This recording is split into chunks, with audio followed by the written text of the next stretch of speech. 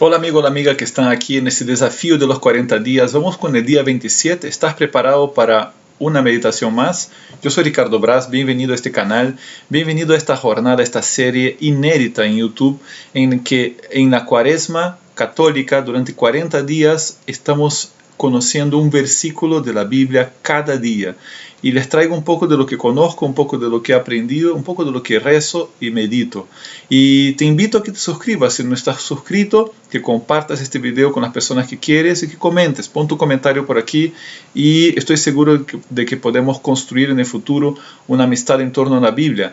Vamos entonces, el pasaje que elegí hoy día es de la primera carta de San Pedro, primera carta de San Pedro, que está al final del Nuevo Testamento en el conjunto de cartas católicas. Y San Pedro, en el capítulo 2, primera de Pedro, no la segunda, la primera carta de Pedro, capítulo 2, versículo 23, dice algo que va en la línea de lo que estoy comentando en los últimos días. Esta palabra padecer, sufrimiento, que viene del griego pasjo.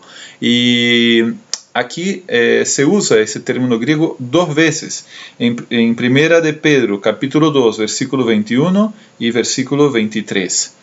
Mira lo que dice San Pedro, dice lo siguiente, versículo 23. Él no devolvía el insulto cuando lo insultaban, sufriendo no profería amenazas. En otras traducciones dice, padeciendo no profería amenazas, o padeciendo no amenazaba, sino que se entregaba al que juzga rectamente. Este es como también un cántico cristiano muy antiguo que está aquí en la carta de Pedro, en medio de un discurso del primer papa, ¿no?, que fue San Pedro, acerca de cómo nosotros también, cuando en la vida encontramos sufrimientos, debemos mirar a Cristo. Concretamente él habla de aquellas personas que servían a jefes, a amos, que a veces eran buenos, pero otras veces no eran buenos, eran amos que maltrataban a sus siervos. Y él invita a que miren el ejemplo de Jesucristo y acepten esos sufrimientos con el mismo espíritu de Cristo. De hecho, a veces en la vida uno tiene que aceptar sufrimientos que se le vienen encima y es inevitable, y a veces una persecución, una difamación, una incomprensión de parte de personas queridas, y son cosas que no podemos solucionar porque no depende de nosotros. Pero sí depende de nosotros la libertad interior, porque siendo a veces incluso un esclavo, si tiene la libertad interior, la libertad espiritual, entonces puede sobrellevar incluso estos sufrimientos que vienen de afuera, como por ejemplo la esclavitud. No lo digo yo, lo dice San Pedro. Vamos a ese versículo 18 para entender el contexto. Que los criados estén con todo temor a disposición de los amos, no solo de los buenos y comprensivos, sino también de los retorcidos. Pues eso es realmente una gracia, que por consideración a Dios se soporte el dolor de sufrir injustamente. El dolor de sufrir injustamente. Porque, ¿qué mérito tiene que aguantéis cuando os pegan por portaros mal? ¿No es cierto? ¿Qué mérito hay? Si a uno le pegan porque se portó mal, dice San Pedro, pues no hay ningún mérito que tú soportes ese sufrimiento, porque tú lo merecías. De alguna manera se está haciendo justicia contigo. En cambio, que aguantéis cuando sufrís por hacer el bien, eso es una gracia de parte de Dios. Y muchas veces nosotros por hacer el bien también sufrimos, y sufrimos injustamente. A veces las personas malinterpretan un acto de caridad auténtico, piensan qué cosa quieres sacar de ahí, te juzgan, o por ejemplo, las personas se llenan de celos, ¿por qué ayudaste a este y a mí no? O ¿por qué a él de esta manera y a mí de otra manera? Entonces, repito el versículo 20, que aguantéis cuando sufrís por hacer el bien, eso es una gracia de parte de Dios. Pues para esto habéis sido llamados, porque también Cristo padeció por vosotros, dejándoos un ejemplo para que sigáis sus huellas. Cristo padeció por nosotros, dejándonos un ejemplo, y quiere que sigamos esta huella, ese camino. Acá aparece esta palabra padecer, que estamos explicando en los últimos días. Padecer en el sentido de experimentar un sufrimiento que te viene de afuera. Cristo padeció por nosotros, murió por nosotros, dejándonos un ejemplo para que sigáis sus huellas. Él no cometió pecado. Es una afirmación muy importante de la Biblia. Cristo no cometió pecado, ni encontraron engaño en su boca, siquiera dijo mentira. No cometió pecado ni dijo mentiras. Él no devolvía el insulto cuando lo insultaban. Qué fácil es para nosotros a veces devolver un insulto cuando nos insultan. Y apelamos al sentido de justicia. Voy a dejar de comentar un poco lo que pasa con nosotros para contemplar lo que ha hecho Cristo. Una vez más, Él no cometió pecado, ni encontraron engaño en su boca. Él no devolvía el insulto cuando lo insultaban. Sufriendo, no profería amenazas, sino que se entregaba al que juzga rectamente. Él llevó nuestros pecados en su cuerpo hasta el leño, para que muertos a los pecados, vivamos para la justicia. Con sus heridas fuisteis curados, pues andabais errantes como ovejas, pero ahora os habéis convertido al pastor y guardián de vuestras almas. Texto bellísimo de la carta de San Pedro, que también trae esa imagen del pastor, ¿no es cierto?, al final del texto, que en el Antiguo Testamento tiene rasgos mesiánicos muy fuertes, ¿no? Y ahora nosotros estamos como ovejas de este buen pastor que ha dado la vida por sus ovejas, como dice Jesús en el capítulo 10 de San Juan. Ahora bien, yo quiero trasladar la reflexión a un ámbito aún más profundo y volver al Antiguo Testamento, que tiene cosas muy bellas que enseñarnos. A ver, acá dice en el versículo 23, Él padeciendo no amenazaba, sino que se entregaba al que juzga rectamente.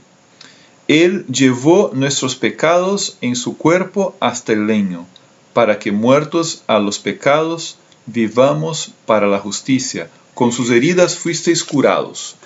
Todo este bloque de textos de este Señor Jesús, que cuando era insultado no devolvía insultos, cuando padecía no amenazaba, sufría como un cordero manso, sufría como aquel que asumía una misión, la misión de sufrir. ¿Por quién? Y ahí lo explica el siguiente versículo, el versículo 24. Él llevó nuestros pecados en su cuerpo hasta el leño. ¿Para qué? Para que muertos a los pecados, es decir, para que nosotros también, muriendo al pecado, vivamos para la justicia. ¿Cómo entender esto? Vuelvo a aquel ritual que está en Levítico, capítulo 16, el ritual de la expiación, el día de la reconciliación, la fiesta judía de la expiación. Habíamos comentado en los últimos días que se sacrificaban 3 animales. Yo expliqué los 2 primeros, el novillo y el macho cabrío, de cual se sacaban la sangre y el sacerdote aspergía dentro del santuario como signo de renovación de la alianza, en el sentido de expiación de los pecados. Con aquella sangre quedaban perdonados los pecados del pueblo a través de la oración del sacerdote. Pero hay un tercer animal, el chivo expiatorio. Este no moría ahí en el templo. El sacerdote imponía sobre su cabeza las manos y pedía perdón por los pecados de todo el pueblo. Y con la imposición de las manos, este chivo quedaba como que cargado con los pecados del pueblo. Entonces un ministro del templo era encargado de llevar este chivo hasta el desierto. ¿Por qué el desierto? Porque según las creencias de los antiguos judíos, en el desierto habitaban los demonios. Concretamente había un demonio que tradicionalmente ellos creían que habitaba en el desierto, que se llamaba Azazel.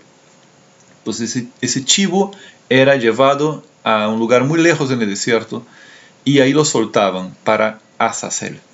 Es decir, ese chivo lleno de los pecados del pueblo se había como vuelto él mismo pecado. Ese chivo era inocente, pero era el que cargaba los pecados del pueblo. Y él, habiéndose hecho pecado, moría en el desierto. Moría con el que es el padre de la mentira, el enemigo, el tentador, el demonio. Y entonces, al morir en el desierto este chivo, creían los hebreos que morían los pecados del pueblo. Es decir, habían muerto sus pecados, por lo tanto estaban perdonados por la sangre derramada y por el sacrificio de este chivo expiatorio. Él cargaba sobre sí los pecados del pueblo. Qué interesante porque esto aparece en el versículo 24, ¿no? Él llevó nuestros pecados en su cuerpo hasta el leño. Llevó nuestros pecados en su cuerpo hasta el leño. Pero acá está hablando de Jesús, que es como este cordero inocente, manso, que carga sobre sí nuestros pecados, pero carga con heridas, con golpes, con insultos, y no lo devuelve como que ojo por ojo, diente por diente, sino que el Señor devuelve con amor, devuelve con perdón, devuelve con reconciliación. Este capítulo de Pedro, que estamos leyendo acá, primero de Pedro 2, lo que acabo de leerles a ustedes, tiene su origen también, ese texto, en Isaías 53. En Isaías 53, en realidad, Isaías 52, versículo 13, hasta Isaías 53, versículo 12, anoten, Isaías 52, 13 hasta Isaías 53, 12, es un trecho de este libro de Isaías que es considerado un cántico del siervo del Señor. ¿Por qué un cántico del siervo del Señor? Es el cuarto cántico del siervo del Señor. Hay 4 momentos del libro de Isaías donde hay este personaje misterioso que es el siervo del Señor. Voy a hablar sobre esto en los siguientes días porque además es una lectura que nos ayuda muchísimo a entender la pasión de Cristo, como una profecía de la pasión de Cristo, y que se lee en la Semana Santa. Es un capítulo de Isaías, concretamente que se lee en el Viernes Santo.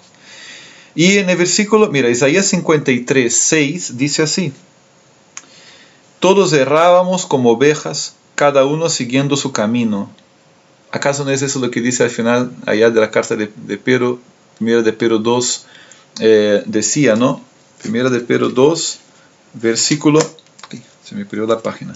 Decía, ¿no? Todos errábamos como ovejas sin pastor, ¿no? Pero ahora tenemos al pastor y guardián de nuestras almas. Vamos a ver que esto probablemente es tomado ahí del libro de Isaías 53. Y dice también en el versículo 6, Isaías 53, 6, el Señor cargó sobre él todos nuestros crímenes. Es decir, la figura de este chivo ahora se traslada al Señor. El Señor cargó sobre él todos nuestros crímenes. También el versículo 8 dice así: sin defensa, sin justicia se lo llevaron. ¿Quién se preocupará de su estirpe? Lo arrancaron de la tierra de los vivos, por los pecados de mi pueblo lo hirieron. Por los pecados de mi pueblo lo hirieron. Entonces, estos animales sacrificados para expiar los pecados del pueblo, ahora esta misión la tiene el mismo Señor, según el profeta Isaías. Y por último, versículos 11 y 12. Por los trabajos de su alma verá la luz. El justo se saciará de conocimiento. Mira, por los trabajos de su alma va a tener que trabajar mucho para que pueda ver la luz. Eso es muy interesante porque si miramos desde esa óptica la pasión de Cristo, vemos que es un gran ejercicio espiritual, es un gran trabajo del alma el poder vencer la muerte en la pasión. Y el justo se saciará de conocimiento. Mi siervo justificará a muchos porque cargó con los crímenes de ellos. Una vez más, cargó con los crímenes de ellos. Le daré una multitud como parte y tendrá como despojo una muchedumbre, porque expuso su vida a la muerte y fue contado entre pecadores. Él tomó el pecado de muchos e intercedió por los pecadores. Varias veces entonces se mencionó acá en el texto de Isaías, en el texto de Isaías 53, esto de que él cargó sobre sí los crímenes del pueblo, de que por los pecados de mi pueblo lo hirieron, que él fue contado entre los pecadores, expuso su vida a la muerte, tomó el pecado de muchos e intercedió por los pecadores, cargó con los crímenes de ellos. Esta es entonces son los momentos previos, ¿no? Digamos así, siglos antes de Cristo, en que ya se vislumbra en el plan de Dios la misión del Mesías, que sería la de padecer por nosotros. Y San Pedro hemos visto que dice que esto que él ha hecho es para que también nosotros sigamos sus huellas. insultado, no devolvía con insultos. Padeciendo, no profería amenazas. Cargó sobre sí los pecados del pueblo. Muchas veces nos toca cargar cosas que no queremos. Nos toca recibir amenazas y no nos toca amenazar. Nos toca ser insultados injustamente, pero no devolver con insultos, porque esa es la actitud cristiana. Termino con esta frase que me hace acordar de San Juan Pablo II, que decía acerca de la guerra, ¿no?, que la violencia genera más violencia y ante el mal hay que responder con el bien. Ante la guerra hay que responder con la paz. Entonces, este es el mensaje de hoy. Me quedo pensando en esto de que padecía sin amenazar. Y nos vamos entonces con esto pensando que la meta no es la muerte, la meta es la resurrección. Entonces que el Señor entre en tu casa porque está tocando la puerta, que Él te bendiga y nos vemos nosotros el día de mañana para el día 28. Ya falta poco, faltan como 2 semanas para el Tríduo Pascual. Que Dios te bendiga.